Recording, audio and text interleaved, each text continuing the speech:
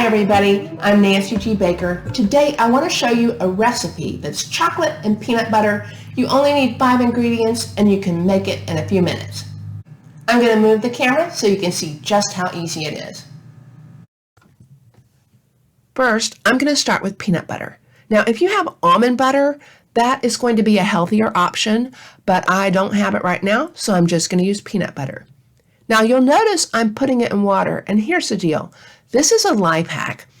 I don't like cleaning messy measuring cups, and peanut butter, actually, you can put it in water and it will still stick together. So I like to use a measuring cup with 2 cups of water, put the peanut butter in it, and once the water level rises to 3 cups, I know I have a cup of peanut butter. Then I just pour the water out and I've got my cup of peanut butter with no huge mess. Next, I'm going to add 1.5 cups of coconut. Now, I like the way it tastes, and I have so many recipes that I use oatmeal in. So I like having something different, but you could easily make these with oatmeal if you prefer. The last ingredient is I'm going to add 1/2 cup of chia seeds. Now, seeds are good for health. I do have a video I've already created about chia seeds.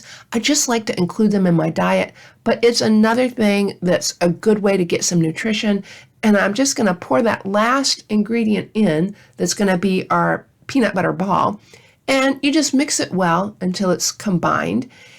I am going to put it in the refrigerator so it gets a little less sticky because I do have to roll these into balls.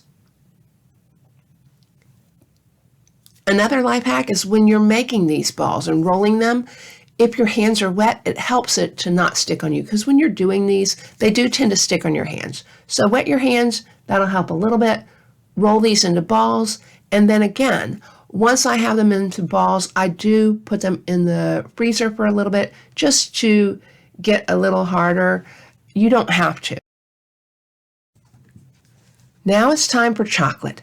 I'm just going to take 1/2 cup of chocolate chips and I'm going to put them in the microwave for 30 seconds at a time, stirring in between. Usually I can do it in a minute, but you just want to make sure all the chips are melted. Once that's done, I'm adding 2 tablespoons of coconut oil in here. And that's just going to help it to harden on the peanut butter balls instead of just being gooey. I've seen people take the time to roll the entire ball in chocolate and cover it completely. I just don't take that much time, but that's an option if you want to do that. Once everything's covered, you can put it in the freezer and it can sit for days, or you can wait 5-10 minutes and eat it right away. I like to make this when I want something sweet, but this is also a good recipe to have if you have last-minute guests coming over and you want to have some kind of dessert for them. This is really easy to make. It looks like you spent time on it, and you usually will have the ingredients on hand. So I recommend you write this one down. I'll put the recipe on my website, and if you enjoyed this recipe, let me know. Give me a thumbs up.